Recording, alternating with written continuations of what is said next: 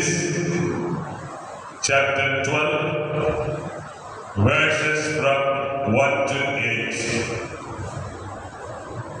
மோசே தீர்க்கதரிசி எழுதின ஆதியாகமம் 12ஆம் அதிகாரம் 1 முதல் 8 வரைக்கும் சபையாராகிய நாம் சேர்ந்து வாசிப்போம்.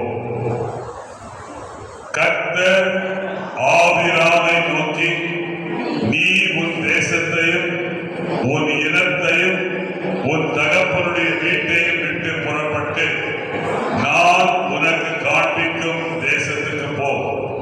நான் உன்னை பெரிய ஜாதியாக்கி உன்னை ஆசீர்வதித்து உன் பேரை பெருமைப்படுத்துவேன். நீ ஆசீர்வாதமாய் இருப்பாய். உன்னை ஆசீர்வதிக்கிறவர்களை ஆசீர்வதிப்பேன், உன்னை சபிக்கிறவர்களை சபிப்பேன். பூமியில் உள்ள வம்சங்கள் எல்லாம் உனக்குள் ஆசீர்வதிக்கப்படும் என்றார். கர்த்தர் ஆபிராமுக்கு சொன்னபடியே அவன் புறப்பட்டு போனான்.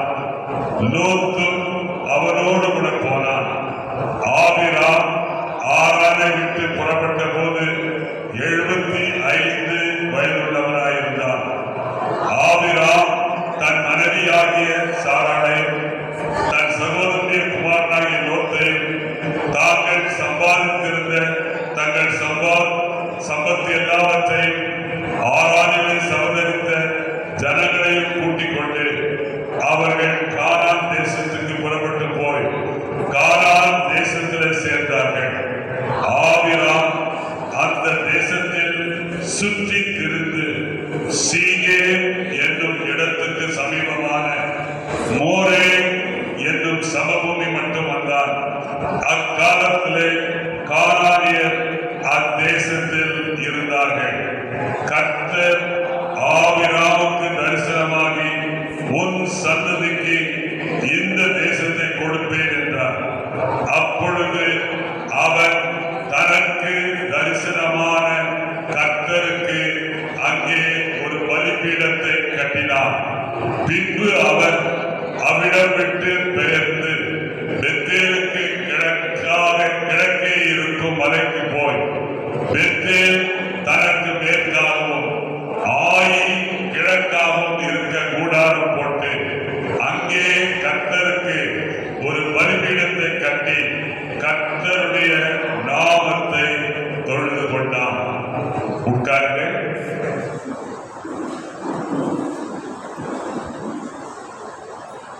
இப்பொழுது யாராவது ஒருவர் 7ஆம் வசனத்தையும் 8ஆம் வசனத்தையும் வாசிக்கும்படியாக கேட்டுக்கொள்கிறேன்.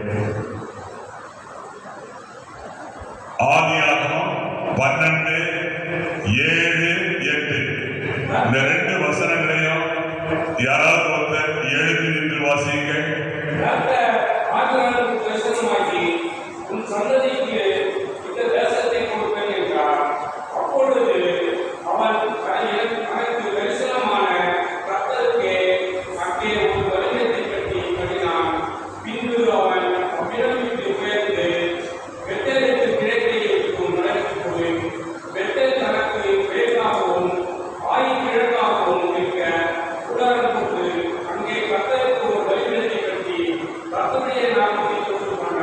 அல்லேலூயா.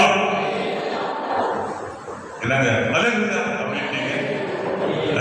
எல்லாரும் கொஞ்சம் கையை உயர்த்தி ஒரு பெரிய அல்லேலூயா சொல்லுவாங்க. அல்லேலூயா, அல்லேலூயா. ஜீவன் இல்லாத கிறிஸ்தவர்களா இருக்கிறீங்க, உபவாசமா இருக்கிறீங்க. உபவாசம் இருந்தா கூட சத்தம் அதிகமா இருக்குமே. கர்த்தர் ஆபிராமுக்கு தரிசனமாகி, உன் சந்ததிக்கு இந்த தேசத்தை கொடுப்பேன் என்றார். அப்பொழுது அவன் தனக்கு தரிசனமான கர்த்தருக்கு அங்கே ஒரு பலிபீடத்தை கட்டினான். 8வது வசனத்துல நாம் என்ன வாசிக்கிறோம்? 8வது வசனத்தை பாருங்க. பின்பு அவர்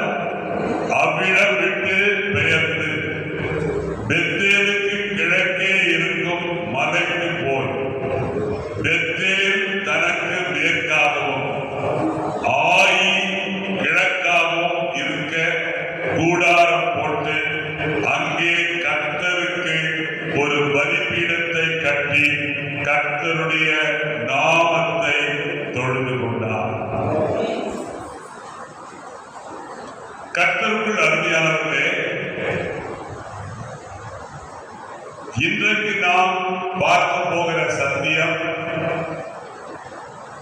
நெருக்கத்தின் பலிபீடம்.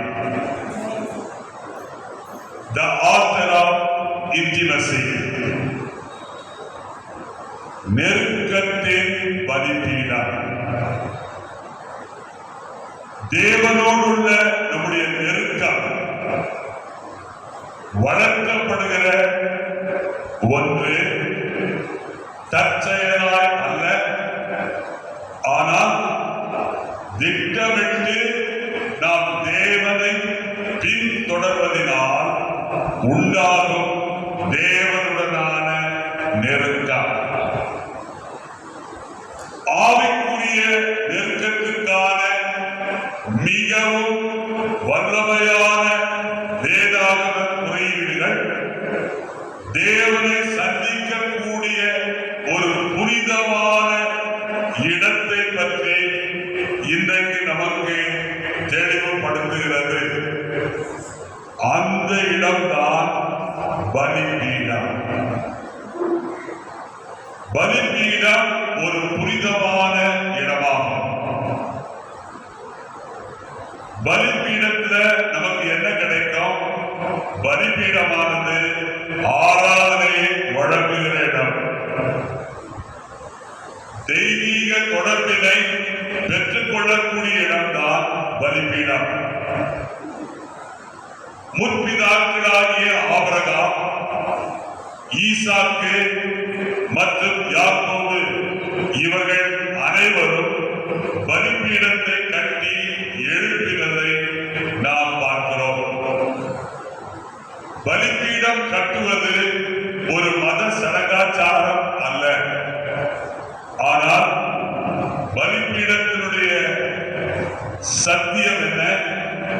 நான் 100க்கு 100 என் தேவனையே சார்ந்திருக்கிறேன். பலிபீடத்தை நான் ஏன் கட்டுகிறேன்? பலிபீடத்தை நான் ஏன் கட்டுகிறேன்? அந்த இடம்தான் தேவனோடு கூட நான் நெருக்கமாக இருக்கிற இடம். அந்த இடத்தில் தான் தேவனுடைய பிரசன்னம் எனக்கு கிடைக்கிறது. ஆகவேதான் ஆபிரகாம் சென்ற இடமெல்லாம் ஒரு பலிபீடத்தை கட்டினார், ஒரு கூடாரத்தை போட்டார். கர்த்தருடைய பிள்ளை, இன்றைக்கு உனக்கென்று ஒரு பலிபீடம் உண்டா? தேவனோடு நீ நெருக்கமாய் இருப்பதற்கு, தேவனை தொழுது கொள்வதற்கு, தேவனை ஆராதிப்பதற்கு, தேவன் உனக்கு தரிசனமாவதற்கு உன்னுடைய வாழ்க்கையில ஒரு பலிபீடம் உண்டா? பலிபீடம் இல்லையானால் இன்றைக்கு நீ தீர்மானம் எடு, அந்த பலிபீடத்தை கட்டி எழுப்பு. கர்த்தர் உன்னோடு கூட பேசுவார். கர்த்தர் உன்னை சந்திக்க வருவார். கர்த்தரோடு கூட நீ உறவாடுவாய். ஆகவே இன்றைக்கு நமக்கு நெருக்கத்தை கொடுக்கக்கூடிய ஒரு பலிபீடம் மிக மிக அவசியம். அல்லேலூயா, அல்லேலூயா. ஆகவே கர்த்தருக்குள் அருமையானவர்களே, பலிபீடம் என்றால் என்ன? பலிபீடமானது நம்முடைய இருதயங்களில் உள்ளான சரண் ஆலயமாகும். பலிபீடமானது நம்முடைய இருதயங்களில் உள்ளான சரண் ஆலயமாகும். இங்கே நாம் என்ன செய்கிறோம்?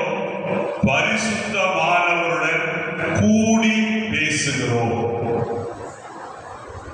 ஆதியாகமம் 12ஆம் அதிகாரம் 7-8 இந்த 2 வசனத்துல ஆபிரகாம் எதற்காக பலிபீடத்தை கட்டினான்?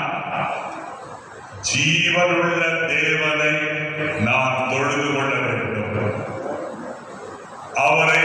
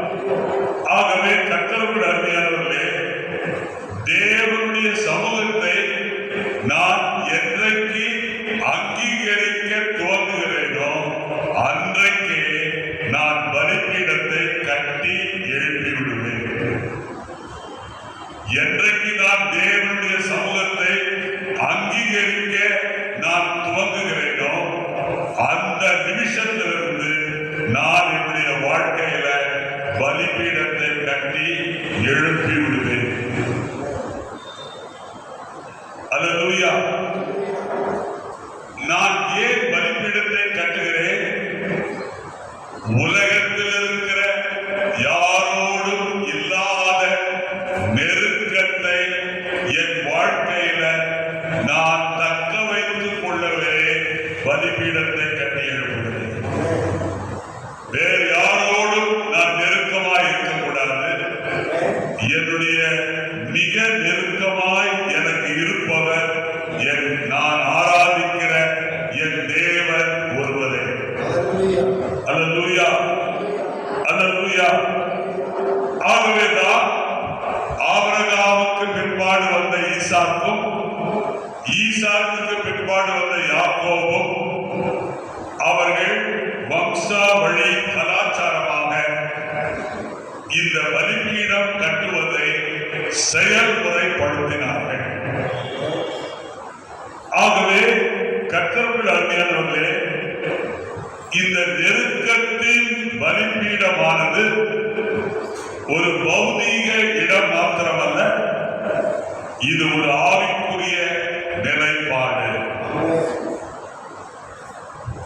பலிபீடம் என்னை எதற்கு அழைக்கிறது? நான் அனுதினமும் ஆண்டவரோடு கூட ஜெபத்துல உறவாடுவேன். நான் அனுதினமும் ஆண்டவரை ஆவியோடும் உண்மையோடும் தொழுது கொள்வேன். ஆகவே எனக்கு பலிபீடம் பிரதானமானது. பலிபீடம் இல்லாமல் எனக்கு தெய்வீக குடும்ப வாழ்க்கை நடத்த முடியாது. நான் ஜெபிக்கிற இடம் பலிபீடம். நான் ஆண்டவரை ஆராதிக்கிற இடம் பலிபீடம். அல்லேலூயா. ஆகவே கர்த்தருக்குள் அருமையானவர்களே, நான் ஜெபிக்கிற இடம், நான் தேவனை ஆராதிக்கிற இடம், தேவனுடைய வசனம், தேவனுடைய வார்த்தை, கிருபை நிறைந்த வார்த்தை கிடைக்கிற இடம் பலிபீடம். அல்லேலூயா. பலிபீடம் நம்முடைய வாழ்க்கையில இல்லாமல் போனால் நம்முடைய வாழ்க்கையின் நடை வறண்டு போயிருக்கும். அது மாத்திரமல்ல, உன்னுடைய வாழ்க்கை சிறப்பான வாழ்க்கையாக, மேலான வாழ்க்கையாக இருக்காது, வழக்கமான வாழ்க்கையாக இருக்கும். வல்லமையற்ற, சக்தியற்ற வாழ்க்கையாக இருக்கும். ஆகவே நம்முடைய பலிபீடங்களை உயிருள்ளதாய் எரிகிறதாய் இருக்குமானால் பரலோகம் எப்பொழுதும் நமக்கு திறந்தே இருக்கும். ஆகவே கர்த்தருக்குள் அருமையானவர்களே, பலிபீடம் நம்முடைய வாழ்க்கையில மிக மிக விசேஷமானது. இந்த பலிபீடத்தை குறித்து சில சத்தியங்களை உங்களுக்கு நான் அறிவிக்க இருக்கிறேன். இந்த பலிபீடத்தை குறித்து ஆவியானவர் இன்றைக்கு நமக்கு சொல்லக்கூடிய முதல் சத்தியம் என்னவென்றால், the altar is a place of personal encounter with God. பலிபீடம் ஆனது தேவனுடனான தனிப்பட்ட எதிர்கொள்ளக்கூடிய இடமாய் இருக்கிறது. நானும் தேவனும் எதிர்கொள்ளக்கூடிய இடமாக பலிபீடம் இருக்கிறது. பலிபீடம் என்பது பொதுவான மேடை அல்ல, ஆனால் ஆழமான விதத்திலும் நெருக்கமான வழிகளிலும் தேவன் தம்மை வெளிப்படுத்துகிற ரகசியமான இடம்தான் பலிபீடம். தேவன் ரகசியமான இடத்துல உன்னை சந்திக்க விரும்புகிறார். அந்த இடம்தான் பலிபீடம். ஆகவே கர்த்தருக்குள் அருமையானவர்களே, பலிபீடங்கள் எதை நமக்கு அடையாளப்படுத்துகிறது? பலிபீடங்கள் தேவ சந்திப்புகளை நமக்கு அடையாளப்படுத்துகிறது. Altars signify divine visitation. பலிபீடங்கள் தெய்வீக சந்திப்புகளை, தெய்வீக வருகையை நமக்கு அடையாளப்படுத்துகிறது. ஆதியாகமம் 12ஆம் அதிகாரம் 7ஆம் வசனத்துல நாம் பார்க்கிறோம், தேவன் ஆபிரகாமுக்கு தரிசனமான போது பலிபீடத்தை ஆபிரகாம் கட்டி எழுப்பினார். கட்டி எழுப்பின பொழுது ஆபிரகாமுக்கு தேவன் பதில் அளித்தார். ஆகவே என்ன பதில் அளித்தார்?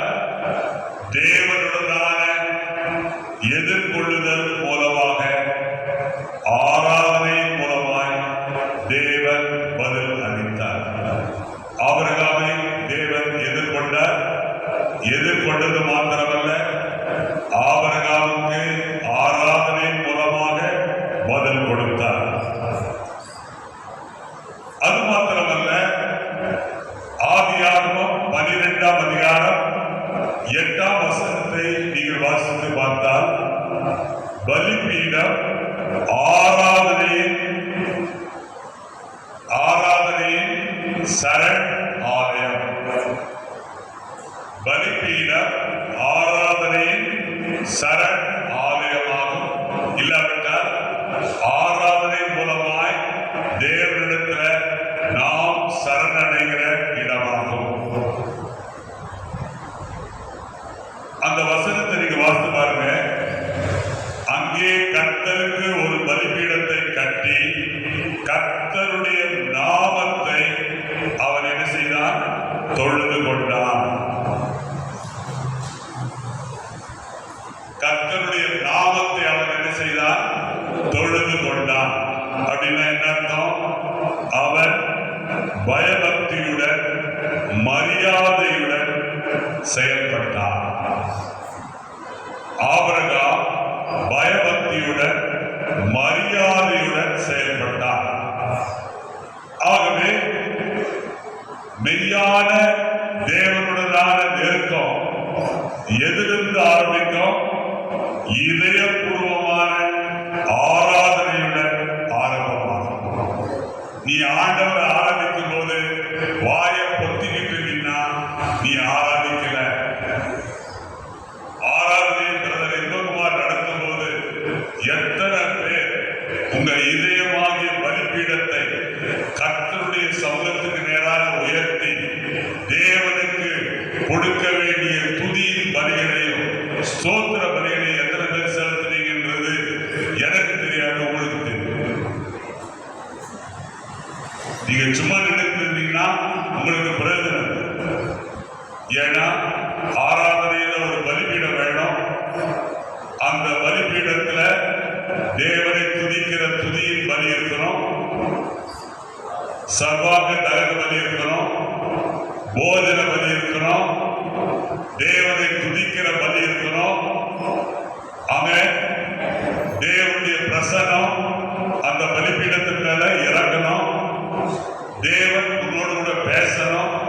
நீ தேவனிடத்துல ஜெபிக்கணும், தேவனை ஆராதிக்கணும்.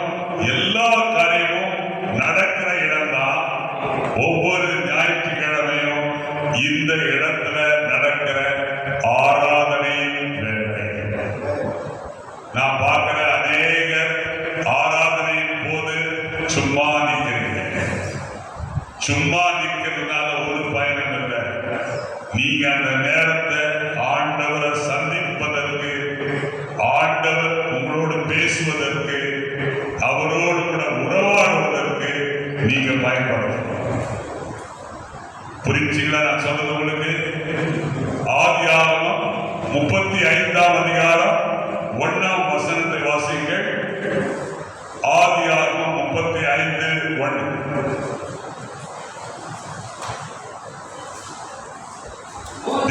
தேவன் யாக்கோபை நோக்கி, நீ எழுந்து பெத்தேலுக்கு போய்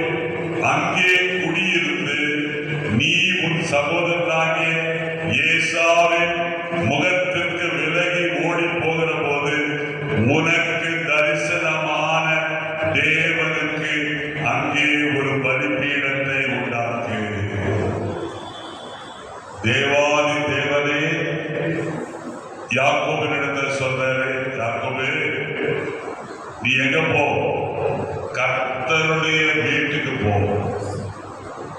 கர்த்தருடைய வீடுனா என்ன அர்த்தம்? பெத்தேல்.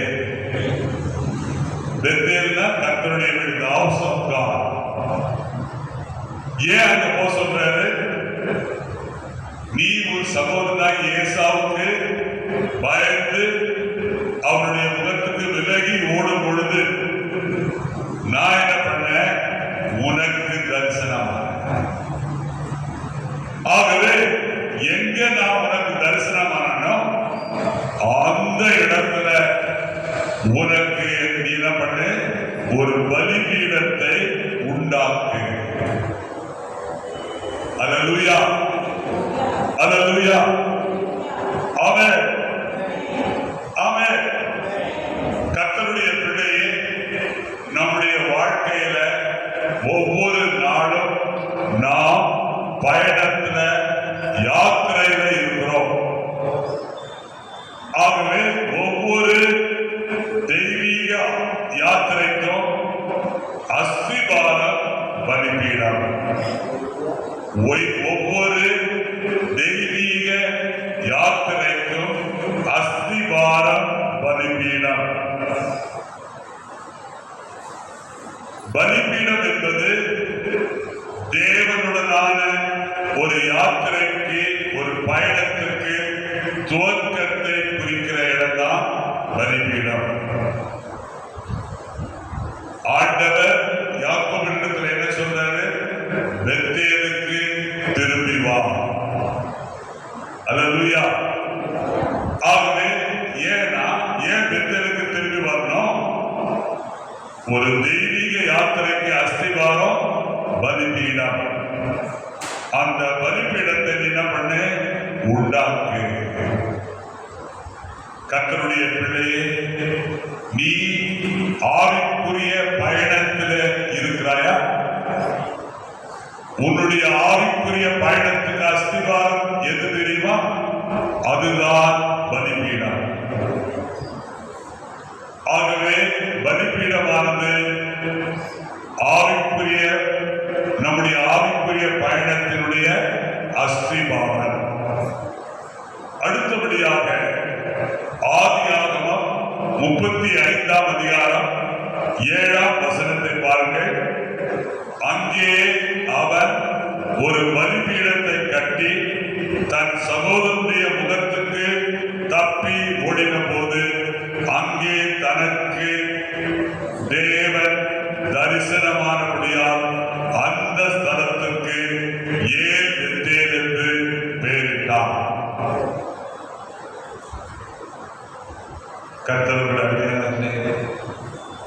பலிபீடம் சாதாரண இடம் அல்ல. தேவன் முன்னோடு கூட தொடர்பு கொண்ட இடம். நீ தேவனோடு கூட தொடர்பு கொண்ட இடம்தான் பலிபீடம். அல்லேலூயா. ஏன் பெத்தேல் அப்படின்னு பேர் வைக்கிறான். அந்த பலிபீடத்துக்கு என்ன பேர் வைக்கிறான்? ஏன் பெத்தேல். அந்த ஸ்தலத்துக்கு என்ன பேர் வைக்கிறான்?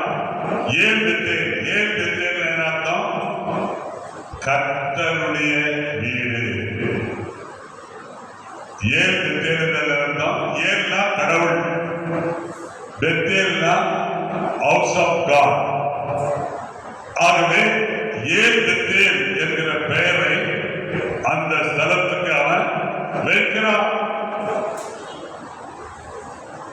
பலிபீடங்கள் யாக்கோபுக்கு எதை நினைவுபடுத்துதுன்னா, தேவன் அந்த இடத்துல சத்தத்தோடே யாக்கோபோடே பேசினார். ஆகவே பலிபீடம் தேவனுடைய சத்தத்தை யாக்கோபுக்கு நினைவுபடுத்தினது. அல்லேலூயா. நம்முடைய வாழ்க்கையில தேவனோடு உள்ள பரிவர்த்தனைகளை பாதுகாக்கிற இடம்தான் பலிபீடம். குறிப்பாக யாத்திராகமம் 3ஆம் அதிகாரம் 4ஆம் வசனத்தை வாசிங்கள். யாத்திராகமம் 3:4 வாசிங்க. அவன் பார்க்கும்படி கிட்ட வருகிறதை கர்த்தர் கண்டார். உச்சரியில் கனிவிலிருந்து தேவன் அவனை நோக்கி மோசே மோசே என்று கூப்பிட்டார். அவன் இதோ அடியேன் என்றான். மோசே 2ஆம் வசனத்தை பார்த்தீங்கன்னா, மோசே முட்செடியின் நடுவில் இருந்து உண்டான அக்கினி ஜுவாலையில் நின்று கர்த்தருடைய தூதனானவர் அவனுக்கு என்ன பண்ணாங்க? தரிசனமானார். மோசேயை கர்த்தர் சந்தித்தார். ஆகவே அந்த இடத்துல ஒரு பௌதீக பலிபீடம் இல்லையானாலும் அவன் மோசே ஜீவனுள்ள தேவனை எதிர்கொண்டான். அல்லேலூயா, அல்லேலூயா. ஆகவே அவன் எதிர்கொண்ட அந்த இடம் வாழ்நாள் முழுவதற்குமான குறிப்பு புள்ளியாக விளங்கினது. காரணம் என்னன்னா, மோசேயோடு கர்த்தர் முட்செடியின் நடுவிலிருந்து பேசினார். பேசின பொழுது மோசே மரியாதையுடன் தேவனுக்கு பயபக்தியுடன் பதில் உரைத்ததை நாம் அறிவோம். ஆகவே கர்த்தருக்குள் அருமையானவர்களே, பலிபீடம் தேவனுடனான தொடர்பினை நமக்கு நினைவுபடுத்துகிறது. அடுத்தபடியாக நாம் பார்க்கிறோம், பலிபீடமானது தொடர்ந்தேர்ச்சியான தோழமையின் இடமாய் காணப்படுகிறது. தொடர்ந்தேர்ச்சியான கூட்டுறவின் இடமாய் காணப்படுகிறது. ஆண்டவர் உன்னோடு கூட தோழமையோடு இருக்கணும்னு விரும்புகிறார். உன்னோடு கூட கூட்டுறவுல இருக்க அவர் விரும்புகிறார். ஆகவே பலிபீடம் நிச்சயமாக கட்டாயமானது. பலிபீடம் உன்னுடைய வாழ்க்கையில பராமரிக்கப்பட வேண்டும். பலிபீடம் ஒருபோதும் கைவிடப்படக்கூடாது, புறக்கணிக்கப்படக்கூடாது. எப்பொழுதும் தேவனுடன் உனக்கு தோழமை வேண்டும், உனக்கு கூட்டுறவு வேண்டும், உனக்கு ஒற்றுமை வேண்டும். இந்த ஒற்றுமை, இந்த கூட்டுறவு, இந்த தோழமை எல்லாம் ஒரு கால செயல் அல்ல, ஒரு கால கிரியை அல்ல. ஆனால் இந்த கூட்டுறவு, இந்த தோழமையானது அனுதின வாழ்க்கை வாழும் முறையாக உன்னுடைய வாழ்க்கையில காணப்பட வேண்டும். அல்லேலூயா. ஒவ்வொரு நாள் காலை தோறும் ஆசாரியன் என்ன செய்வான்? பலிபீடத்தின் மேல் எரியும்படி கட்டைகளை போட்டு அவன் என்ன பண்ணுவான்? தேவனோடு உள்ள நெருக்கத்தின் நிலைத்தன்மையை அவன் காத்துக் கொள்வான். வேதத்தில் வாசிக்கிறோம், லேவியராகமம் 6ஆம் அதிகாரம் 12ஆம் வசனத்தை வாசிங்கள். லேவியராகமம் 6:12 வாசிங்க.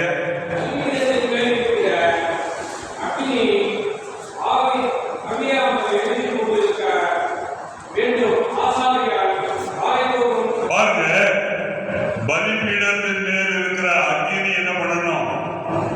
அவியவே கூடாது.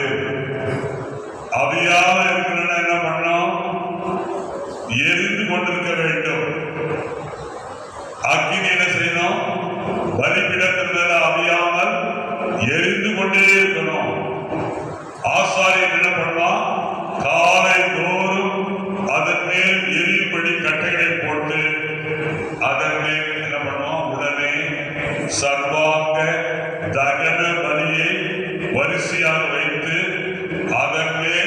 சமாதான பலிகளின் கொழுப்பை போட்டு தகனிப்பான். இந்த பணி உன்னுடைய வாழ்க்கையில நடக்க வேண்டும் என்று தேவன் விரும்புகிறார். உன்னுடைய பலிபீடம் தகனித்து எரிகிற பலிபீடமாயிருக்கணும். அந்த பலிபீடத்தின் மேல எரிகிறதற்கு கட்டைகளை போடணும். அந்த பலிபீடத்தின் மேல சர்வாக தகன பலிய வரிசையா வைக்கணும். அந்த பலிபீடத்தின் மேல நீ என்ன பண்ணணும்? சமாதான பலிகளை என்ன பண்ணணும்?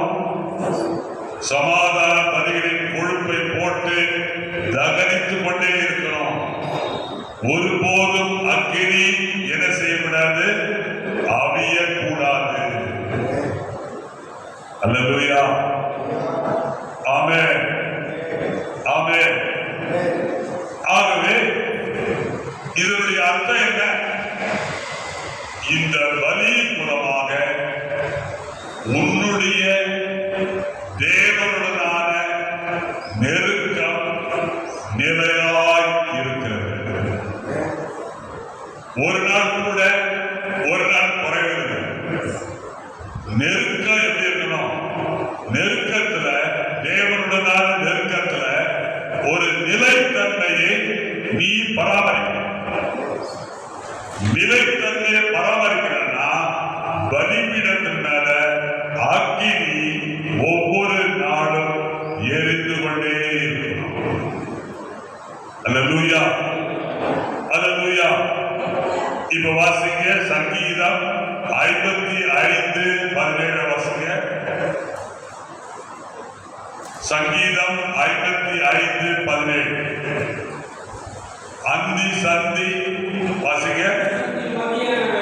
அந்தி சந்தி மத்தியான வேளையில் நான் தியானம் பண்ணி முறையிடுவேன். அவரின் சத்தத்தை கேட்பார். அல்லேலூயா, ஆமென். அப்போ அந்தி சந்தி மத்தியான வேலை அர்த்தம். ஒரு நாளைக்கு நான் பலிபீடத்துக்கு எத்தனை முறை போவேன்? 3 முறை போவேன். 3 முறை போய் என்ன பண்ணுவேன்? தேவனிடத்துல முறையிடுவேன். எப்படி தேவனிடத்துல முறையிடுவேன்? என் சத்தத்தை உயர்த்துவேன். என் தேவன் என்ன செய்வார்?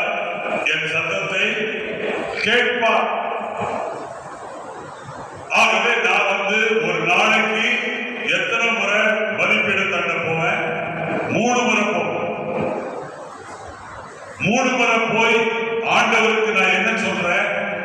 ஆண்டவரே, நான் திட்டமிட்டுள்ள பயபக்தியை உமக்கு தெரிவிக்கிறேன். நான் உம்மை மதிக்கிறேன். உம்முடைய உறவுதான் எனக்கு மேலான உறவு.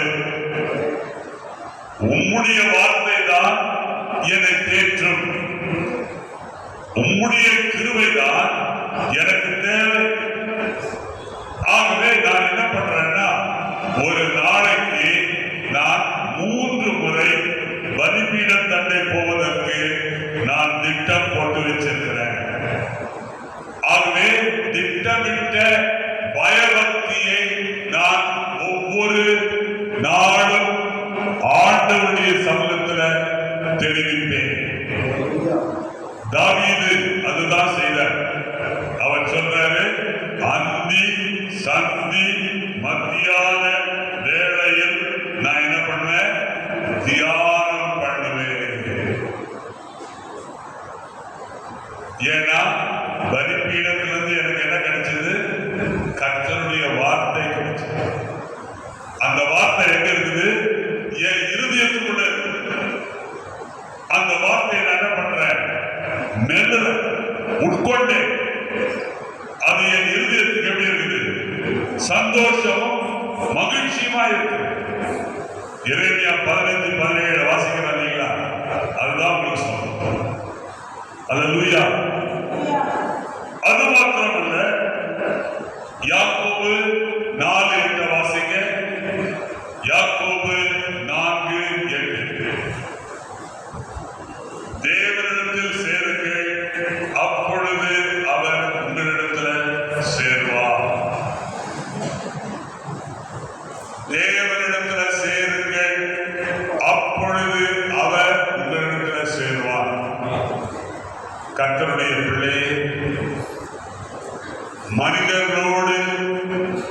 உன்னுடைய உறவு எப்படி இருக்குது?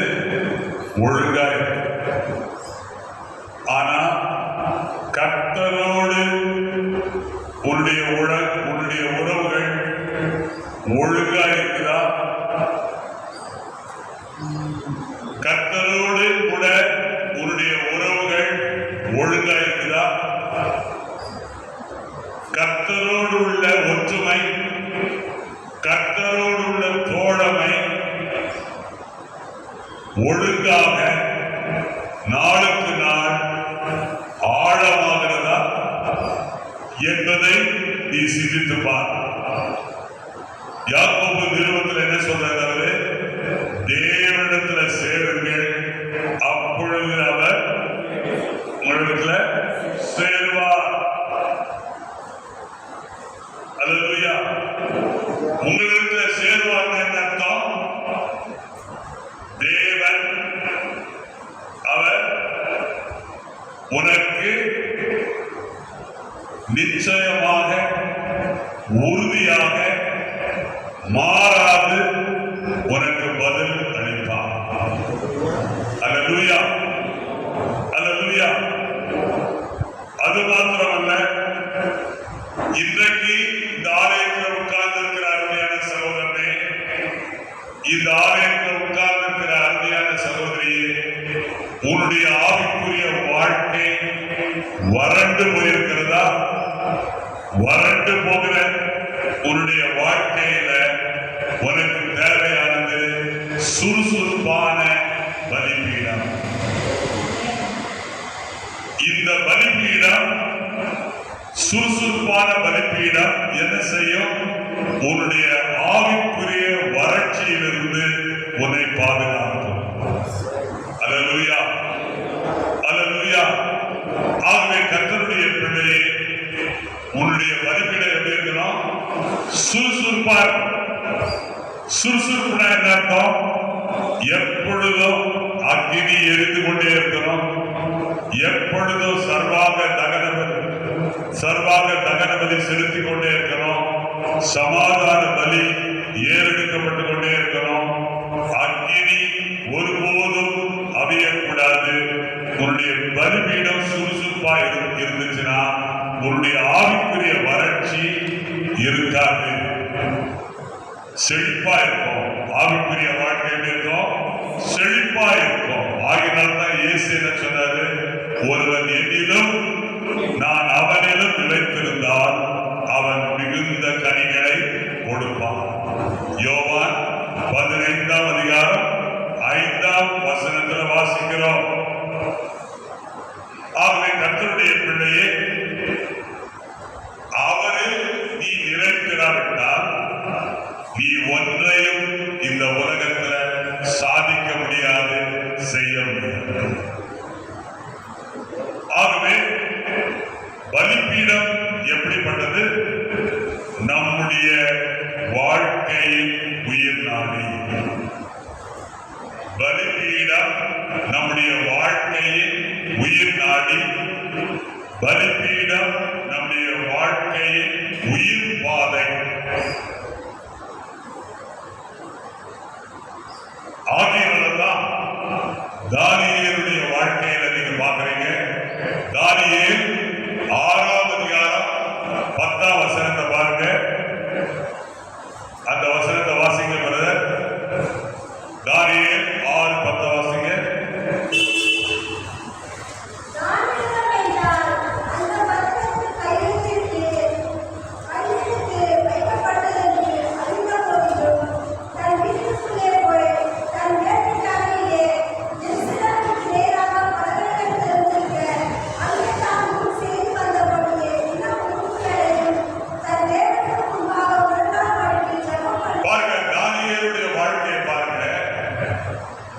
தானியேல் 3 பிரதானிகளில் பிரதானி.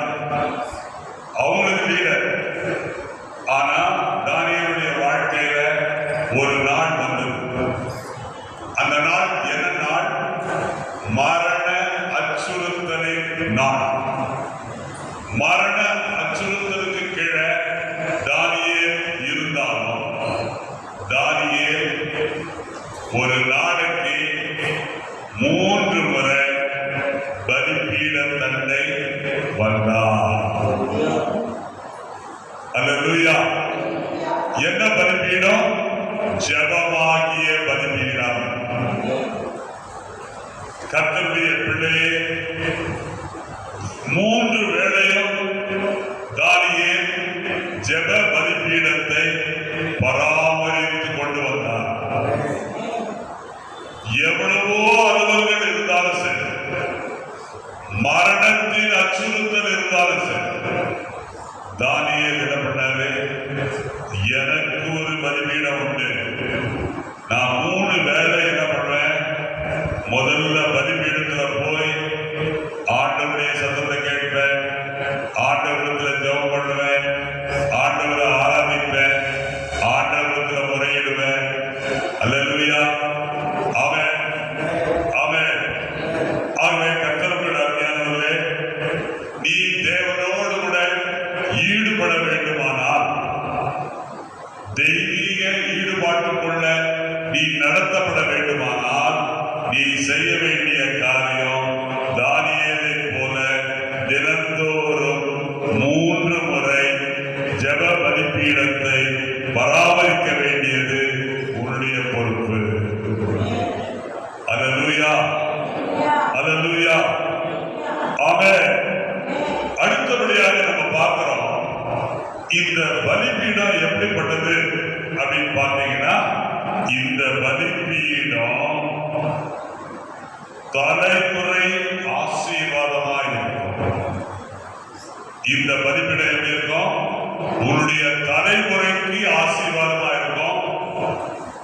அது மாத்திரல்ல, உன்னுடைய தலைமுறையின் மரபை பாதுகாக்கும். It's a generational blessing and maintains legacy. ஆகவே பலிபீடம் என்ன செய்யணும்னா, உன்னுடைய தலைமுறையில் ஆசீர்வாதமான பலிபீடம். அது மாத்திரமல்ல, உன்னுடைய மரபை காத்துக் கொள்ளுகிற இடம்தான் பலிபீடம். இன்றைக்கு நாம் நம்முடைய வாழ்க்கையில கட்டுகிற பலிபீடம் நம்முடைய பிள்ளைகளுக்காக பேசக்கூடிய பலிபீடமாக இருக்கும். ஈசாக்கு ஆபிரகாமின் இடத்திலிருந்து பலிபீட கலாச்சாரத்தை அவர் பழக்கத்திற்கு கொண்டு வந்தார். ஆதியாகமம் 26:25 வாசிங்க. ஆதியாகமம் 26:25.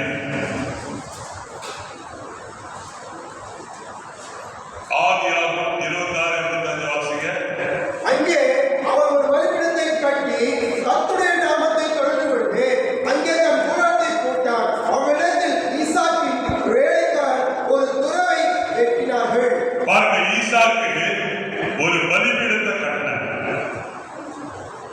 கட்டின உடனே தேவ பிரசன்னம் அந்த பலிபீடத்தின் மேல வந்தது. வந்த உடனே அவர் என்ன பண்ணாரு? ஆராதிப்பேன் ஆண்டவர் இயேசுவை ஆராதிப்பேன், வந்தவரே உம்மை ஆராதிப்பேன், நல்லவரே உம்மை ஆராதிப்பேன், வல்லவரே உம்மை ஆராதிப்பேன், நல்லவரே உம்மை ஆராதிப்பேன், ஆராதிப்பேன் ஆண்டவர் இயேசுவை ஆராதிப்பேன். இந்த தொழுகையை ஈசாக்கு ஆராதிச்சார். ஆராதனை முடிஞ்ச உடனே அவர் என்ன பண்ணாங்க? கூடாரத்தை பண்ணார். ஆராதனை முடிஞ்ச உடனே என்ன பண்ணாருங்க? வாய்க்கதை சொல்லுங்க. கூடாரத்தை பண்ணார். கூடாரம் என்ன கூடாரம் என்ன புரியுது? உன்னுடைய விசுவாச வாழ்க்கை. கூடாரம் என்ன புரியுது? பூமியின் வாழ்க்கை நிலையற்றது. ஆனால் தேவனுடனான உறவு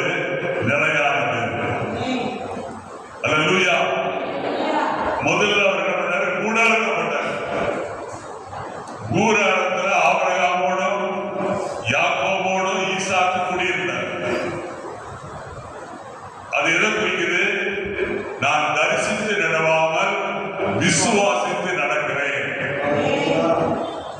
அது மாத்திரல்ல, அங்க அவர் என்ன பண்ணாருங்க, ஒரு துறவை வெட்டினார். அல்லேலூயா. அந்த துறவை வெட்டினப்போ அதுல என்ன வந்துச்சு? தண்ணீர் வந்தது.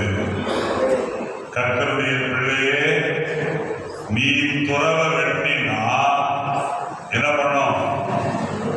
ஜீவ தண்ணீர் வரும். அல்லேலூயா, அல்லேலூயா, ஆமென். அப்ப ஈசாக்கு என்ன சொல்றாருன்னா, எங்க பலிபீடம் இருக்குதோ அங்க நான் சென்றாவேன். எங்க பலிபீடம் இருக்குதோ அங்கதான் என்னுடைய கூடாரம்.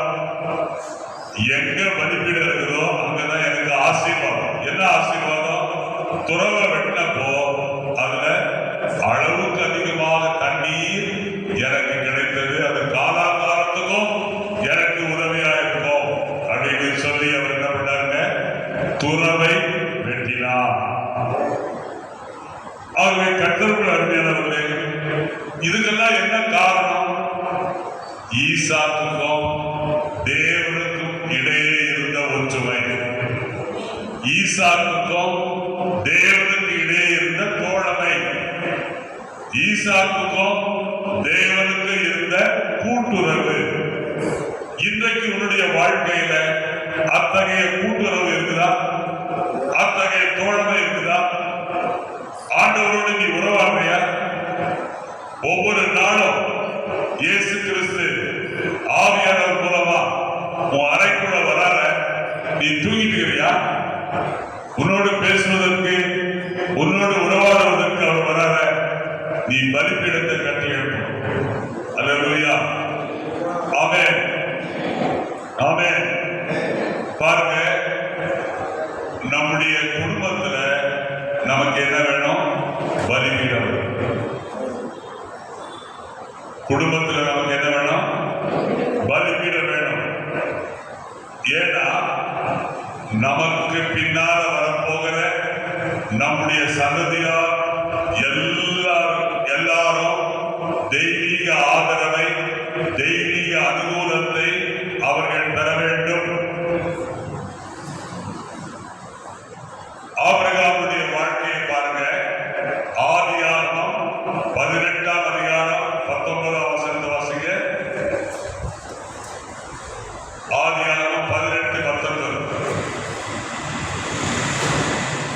கர்த்தர் ஆபிரகாமுக்கு சொன்னதை நிறைவேற்றும்படியால் அவன் தன் பிள்ளைகளுக்கும் தனக்கு பின்வரும் தன் வீட்டாருக்கும் நீங்கள் நீதியையும் நியாயத்தையும் செய்து கர்த்தருடைய வழியை காத்து நடவுங்கள் என்று கட்டளையிடுவார் என்பதை அறிந்திருக்கிறேன். ஏன் இந்த வார்த்தையை மோசேக்கு கர்த்தர் வெளிப்படுத்தினார்? ஆபிரகாமுடைய வார்த்தை என்ன? ஆபிரகாமுடைய வார்த்தை என்ன? நீதியிலே தன் பிள்ளைகளுக்கும் தன் வீட்டாருக்கும் ஆபிரகாம் கட்டளையிடுவான் என்பதனை தேவன் நம்பியிருந்தார்.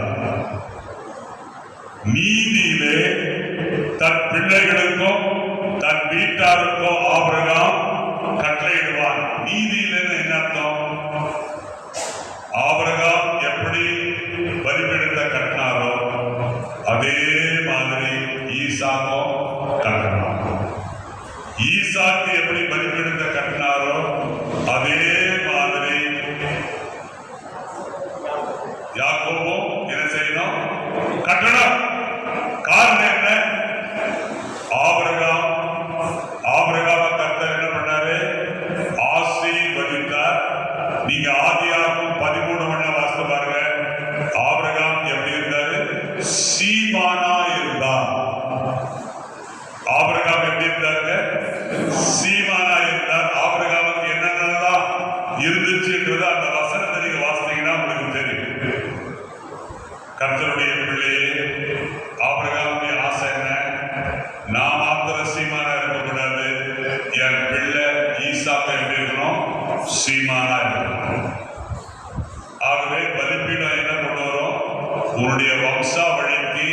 உன்னுடைய சந்ததிக்கு ஆசீர்வாதத்தை கொண்டு வரும். அல்லேலூயா. ஆகவே கர்த்தருக்குள் அருமையானவர்களே, ஆவிக்குரிய மரபு எதுல துவங்கும்? உனக்கும் தேவனுக்கு இடையே இருக்கிற நெருக்கத்திலிருந்து துவங்குகிறது.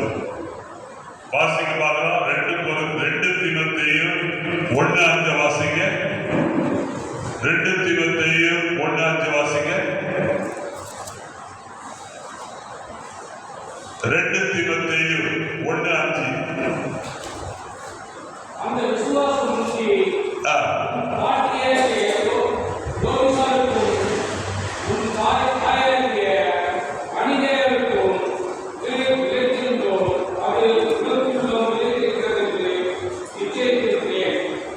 பாருங்க, தீமோத்தேயுடைய விசுவாசம் முதல்ல அவனுடைய பாட்டியாகிய லோகிசாருக்குள்ளும் மேலும் அவன் தாயாகிய ஐநேக்கியாருக்குள்ளும் நிலைத்திருந்தது.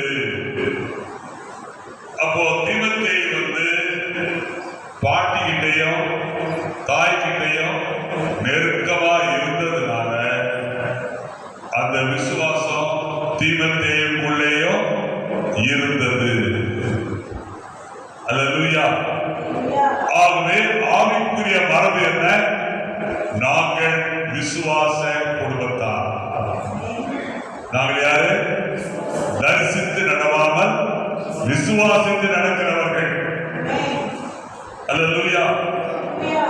ஆகவேதான் யாக்கோபு என்ன பண்ணாரு? தன் வீட்டார் அனைவரையும் பெத்தேலுக்கு திரும்பி வந்து பலிபீடத்தை கட்டுவதற்கு தன் வீட்டார் எல்லாரையும் அர்ப்பணிப்புக்குள்ள பிரதிஷ்டைக்குள்ள நடத்தினத ஆதியாகமம் 35ஆம் அதிகாரம் 2 7 வரைக்கும் நாம் வாசிக்கிறோம். அதுக்கு நேரம் இல்லை. ஆனா யாக்கோபு என்ன பண்ணாரு?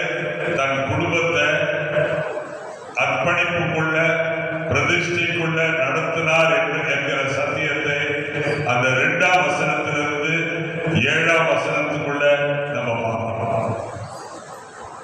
கர்த்தருக்குள்ள அருமையானவர்களே, தேவனுடைய செய்தியினுடைய முடிவுக்கு நாம் வந்திருக்கிறோம்.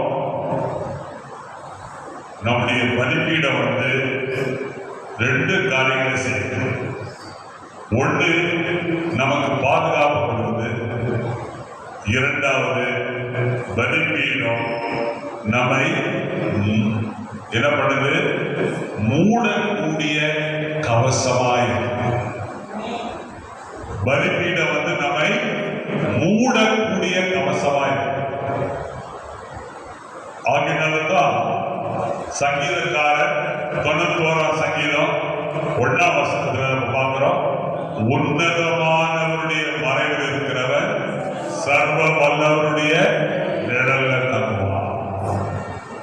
உன்னதமானவர் என்பது பலிபீடம். அல்லேலூயா. அங்க உனக்கு என்ன உண்டு? பலிபீடத்துல மறைவு உண்டு. பலிபீடத்துல வேற என்ன உண்டு? நிழல் உண்டு. ஆகவே நீ என்ன பண்ணணும்? உன்னதமானவருடைய மறைவிலையும் சர்வ வல்லவருடைய நிழலில் நீ தங்கினா உனக்கு பாதுகாப்பு உண்டாகும். வாதை உன் கூடாரத்தை அணிராது, பொல்லாப்பு உனக்கு நேரிடாது. அவருடைய சத்தியம், இந்த உன்னதமானவருடைய மறைவு, சர்வவருடைய நிழல் நமக்கு எப்படி இருக்குதுன்னா, அவருடைய சத்தியம் நமக்கு கேடகமும் பரிசயமாய் இருக்கும். தேவன் நம்மை தற்காப்பார். தேவன் நம்ம என்ன பண்ணுவாங்க? தற்காப்பார். அது மாத்திரமல்ல, பலிபீடம் என்ன செய்யலாம்? தேவ தூதர்களுடைய வலுவூட்டலை நமக்கு கொண்டு வரும். தேவ தூதர்களுடைய வலுவூட்டலை நமக்கு கொண்டு வரும். யாக்கோபுடைய யாக்கோபுடைய வாழ்க்கையில யாக்கோபுக்கு என்ன உண்டு? பலிபீடம் உண்டு. அந்த பலிபீடத்துல நாம் பார்க்கிற காரியம் என்னன்னா, ஒரு ஏணி, அது வானத்துக்கும் பூமிக்கு நடுவுல ஒரு ஏணி. அந்த ஏணியில நம்ம என்ன பார்க்கிறோம்னா, தேவதூதர்கள் ஏறுகிறவர்களாயும் இறங்குகிறவர்களாயும் இருந்தாங்க. ஆமென். அதனுடைய அர்த்தம் என்னன்னா, இன்னைக்கு உன்னுடைய வாழ்க்கையில் இருக்கிற பலிபீடம் உன்னுடைய தலை வாயிலாக, முக வாயிலாக காணப்படுகிறது. உன்னுடைய பலிபீடம் எப்படி காணப்படுகிறது? தலை வாயிலாக, முக வாயிலாக காணப்படுகிறது. கர்த்தருடைய பிள்ளையே, உனக்கு பொல்லாத நேரத்தில் உன்னுடைய வாழ்க்கையில் பிரச்சனை வரும் பொழுது ஆண்டவர் சொல்றாரு, தீங்கு நாளில் அவர் என்னை தம்முடைய கூடாரத்தில் மறைத்து, என்னை தம்முடைய கூடார மறைவிலே ஒளித்து வைத்து, என்னை கண்மலையிலே உயர்த்துவார். ஆகவே பலிபீடம் இன்றைக்கு உனக்கு அடைக்கலாம். கர்த்தருடைய பிள்ளையே, இன்றைக்கு நீ பலிபீடத்தை உண்டாக்குவாய். இன்றைக்கு தேவன் உங்கள் ஒவ்வொருவரையும் அழைக்கிறார். ஆபிரகாமை போல, ஈசாக்கை போல, யாக்கோபை போல நம்முடைய பலிபீடங்களை கட்டுவதற்கு, மறுபடியும் கட்டுவதற்கு அவர் அழைக்கிறார். காரணம் என்ன? இந்த பலிபீடத்தண்டை நீ வரும் பொழுது உன்னுடைய வாழ்க்கையில ஒரு தெளிவு ஏற்படுகிறது. இயற்கைக்கு மேற்பட்ட விதத்துல உனக்கு ஒற்றுமை கிடைக்கிறது, தோழமை கிடைக்கிறது. உன்னுடைய பலிபீடத்தின் மேல அக்கினி எரிந்து கொண்டே இருக்கட்டும். தேவன் நமக்கு பலிபீடத்தை காண்பித்துக் கொண்டே இருப்பார். அவரோடு கூட நாம் என்ன பண்ணோம்? நெருக்கமாய். நம்ம எல்லாரும் எழுதி நிற்போமா?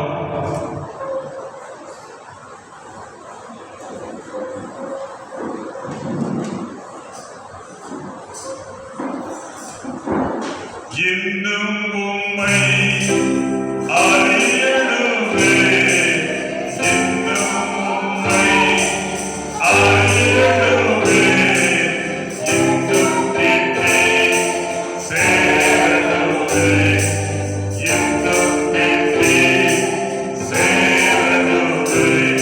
உம் பிரசன்னம், பிரசன்னம்,